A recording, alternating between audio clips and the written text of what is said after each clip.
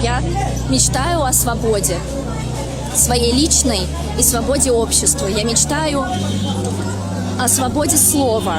Я мечтаю, чтобы война закончилась. Я мечтаю, чтобы люди перестали погибать. Блокировкам и ограничениям это привело нас к тому, что сейчас в центре Москвы и в других городах у людей нет доступа в интернет.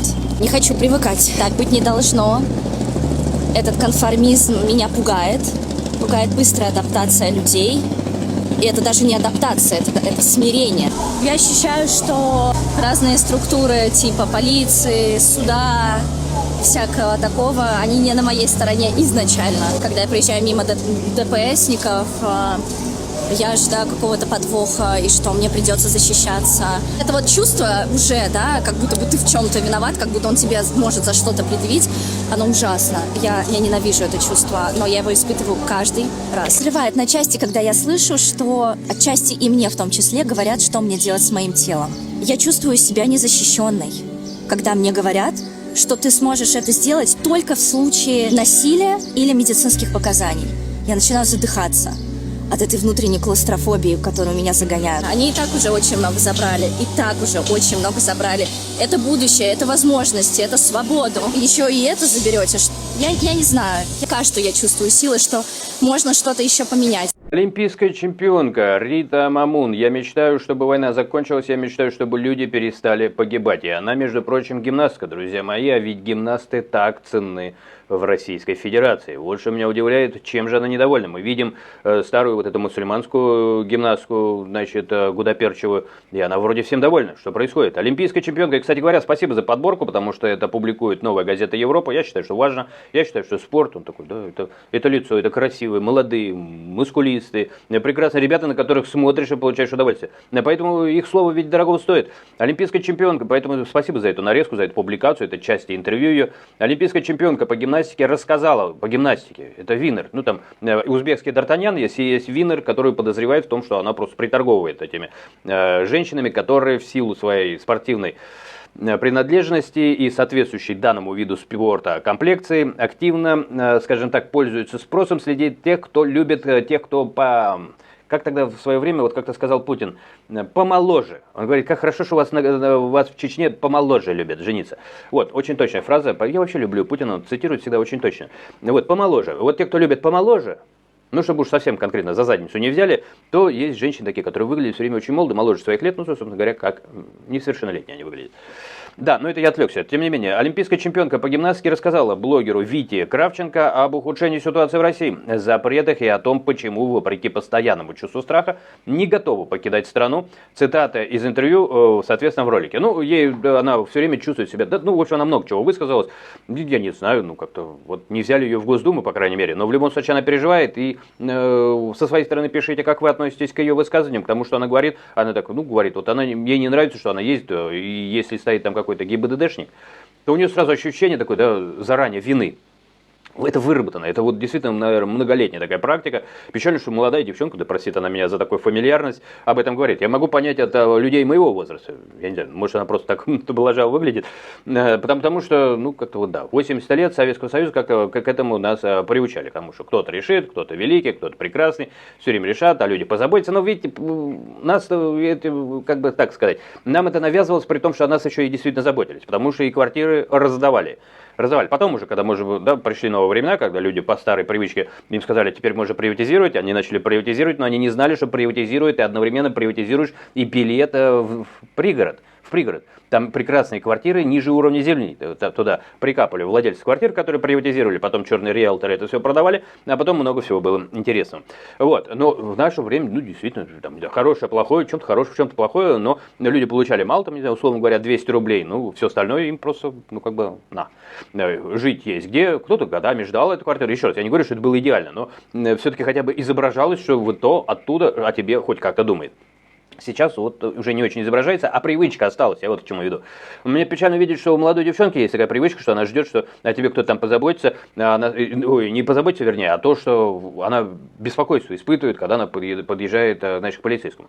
Она говорит, что это неправильно. Но вот, на мой взгляд, сам факт того, что есть такое беспокойство, он уже вот Если у нас он выработан, у нее что? Вот она привыкла, что к ней могут докопаться, да? Я не понимаю ее позиции. То есть, ну, если ты, значит, ты здесь, ну, тогда можно уехать туда, где не докопаются. Если здесь нет интернета, можно поехать туда, где он есть. Я просто, в чем проблема? Она остается здесь. Зачем? Ну, тогда веди себя обычно, докопаются, не докопаются, сразу в суд, не знаю, превращайся в сутяжника. Я к чему? К тому, что у меня немножко ломается, в принципе, смысловой ряд. Вот ей не нравится, что там где-то война идет. Ну, я просто, ну, не знаю, где тот, кому нравится? Ну, если только у кого-то дворцы, там вот сейчас в Украине следствие проводится, кстати, отдельно надо будет разобрать, довольно любопытная ситуация. Короче говоря, не знаю, друзья, пишите со своей стороны, потому что мне, в принципе, не очень понятно. С одной стороны, ей много чего не нравится, с другой стороны, столько раз уже приходилось видеть тех, кому не нравится, в Госдуму взяли, сразу все понравилось. Таких вот приходилось видеть. Не в этом ли дело. Она говорит, что в предыдущем интервью для канала Кравченко она рассказала о жестокости Ирины Винер. А Ирины Винер боятся вообще говорить, и вообще не про жестокость, а про какие-то другие дела. А знаете, почему, друзья, боятся? А потому что нет свидетелей. Потому что никто ничего не говорит, потому что никто ничего не рассказывает, и в лучшем случае она строгий тренер. Ну, я так просто лично не видел, ну, я вообще гимнастикой сам занимался, пару раз получил кроссовком, вот, но я не девочка была, а вот про девочек слышать приходилось, честно говоря, и анекдот про летающих крокодилов, там крокодилы должны завидовать. Ну, это кто, да, помнит анекдот, что там, я уж не помню, кто-то на рояле играет, там бегемот, условно говоря, а крокодилы летают в цирке, и когда берут интервью, то там вот бегемот так, значит, колоть от бегемота, чтобы он научился играть. Что страшное дело. Вот. Ему начинают сочувствовать, он говорит, да это я-то ладно, вы знали, что с крокодилами делают. Вот. Я к чему? К тому, что никто ничего не говорит по делу. Вот это Винер, по поводу нее много всяких предположений. А тот, кто вообще из этой среды, в лучшем случае, что говорит, она строгая. Еще раз, строгость томатская. И я просто знал людей, которые, ну, короче говоря, из первых рук практически о том, что там очень жестко с ними работают. Почему? Потому что они там должны за весом следить, и вот эти сами девочки должны всегда выглядеть как маленькие юные девочки. Вот. Что дальше с ними происходит, с маленькими юными девочками? Вот тут бы Винер задавать вопросы. Но если ты задаешь без поддержки какой-то информативной, вот если она не расскажет мне интересных всяких фактов, то если я начну говорить свои подозрения, то Винер на меня в суд подаст. В лучшем случае слетит ролик, а может быть и канал. И никто ничего не говорит по сути. Ей не нравится. Ей не нравится, что там война. Ну, ей не нравится, что война. А где ее нет войны? Политика это вообще война. Просто она война слова. А когда слово заходит в тупик, то переходит к решительным действиям силового характера. Это практически прописная истина. И что? Да, такое происходит, причем по всему миру. И это коснулось ее, ну ладно, коснулось тебя. А в чем дело? А полиция, она такая строгая. А то, что психологи утверждают, что там, где боевые действия, там обязательно будут строгие силовики, и это совершенно естественно, там и народ будет строгий. Больше того, снижается, ну то есть отодвигается планка допустимого с точки зрения радикальных выражений своих мыслей. Это просто во всех войнах, я уже разбор делал. Поэтому, с одной стороны, я с ней согласен, вроде красивые слова говорит, но если вдумаешься, живет она здесь, ну ты можешь уехать куда-то. Очень много пенсионеров, но она-то живет, а пенсионеры-то уезжают. Пенсионеры, вот, у кого есть возможность, уезжают во Вьетнам, и они там лучше живут, на свою пенсию, там на пенсию прожить можно, на российскую. Но об этом она не станет, видимо, рассказывать, Мамун. Мамун об этом не станет рассказывать. Я боюсь, что если Мамун хорошо пропиарит, ну, в смысле, они хорошо рассказывают о ее возмущениях, я просто не знаю, я не хочу ковыряться. Потому что, по сути, она ничего не сказала. Она сказала общие слова, она как Галкин. Ну, что-то прогалкала, а чуть копнешь, там, этот Галкин в бомбах, там, вся его семейство, это одни военнослужащие. А он такой, как плохо война. Нахрена ж вы в армию идете, то есть у вас вся семья, ну то есть был бы он каким-нибудь изгоем в своей семье. Но это к чему? К тому, что выглядят вроде красивые слова, я это называю малаховщиной. А на самом деле, вот она завтра скажет, что там что-нибудь новое скажет, короче говоря. То есть я к чему? К тому, что по делам их узнаете их. И вот про Риту Мамун я первый раз слышу, только потому что мне подсовывает новая газета «Европа», которая основывается на неком интервью, которое я, конечно же, не буду смотреть, потому что для меня это, в принципе, я люблю спортсменов, но по большому счету для меня это no-name. Ноунейм, который себя никаким образом не показывает, не доказывает, а людей, больше у меня людей имен вспомнить, которые выходили с какой-нибудь бумажкой, нет, в войне, их сажали. Почему был-то, господи, год 4 назад? Ну что, проснулась, из коматоза вышла, что ли? Уже даже не модно об этом говорить. Она очнулась.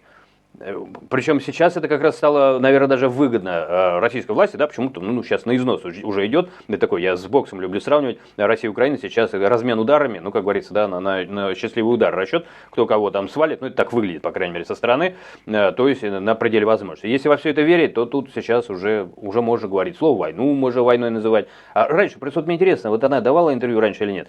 На этом я остановлюсь, ковырять сам не стану, обязаны давать мне отсылки к тому, что и раньше так говорила, и всегда была, например, таких взглядов. Может быть, кстати, не знаю, не утверждаю. Вот в этой нарезке я увидел, что тот ей не нравится, боится она полицейских. Может, у нее полицея боязнь. Вот я не боюсь полицейских, у меня куча среди них знакомых было. То, что могут докопаться, ну докопаются, пошлешь на это сам, как он. Ну вот этот. Большая толстая. Ну, березки посмотреть, короче. Да, я к чему? К тому, что у нас в институте было выражение, ну, то есть, опять же, боязнь, не боязнь, что хочешь отделаться как раз от гаишника, ну, в университете у студентов машины бывали, часто в те времена, когда ни у кого не было, и все, пошли на 3 буквы, не используя этого слова, вот все, мы в этом тренировались. Боялись, не боялись, почему боялись, не боялись. Да, где-то что-то могут превышать свои полномочия, ну, там, отмечай это как-то, замечай. Где-то вполне себе очень хорошие, корректные есть люди. Я не знаю, я бы не сказал, что все однозначно, скорее здесь попытка такая. Потриггерить на больных темах, не очень зная даже сами эти темы. Высказывалась она по поводу Сибири там, и так далее. Вообще по поводу чего-то. У меня ко всем всегда, если какие-то типа оппозиционные слова, или там, да, ну, как бы, в оппозицию к тому, что делается. Все запрещено. Только вчера запретилось, что ли? Это просыпаться начали. Это ремесло вылез, потом там еще какой-то деятель вылез. Теперь спортсменка когда отковырялась, и почему она еще не в думе-то? Это реальный вопрос у меня возникает. В общем, появляются эти товарищи, что-то нам говорят, а вы в ответ говорите ей, а я тут посредник между вами. Увидимся, берегите себя. Так что для меня это просто опять проталкивают, прокачивают какого-то деятеля, потом эта деятельность там что-то где-то будет законы принимать. Ну, это мои фантазии, еще раз, да, я не знаю, не хочу за нее говорить, не хочу ее обижать, она ни о чем не сказала, набор звуков, ну и все.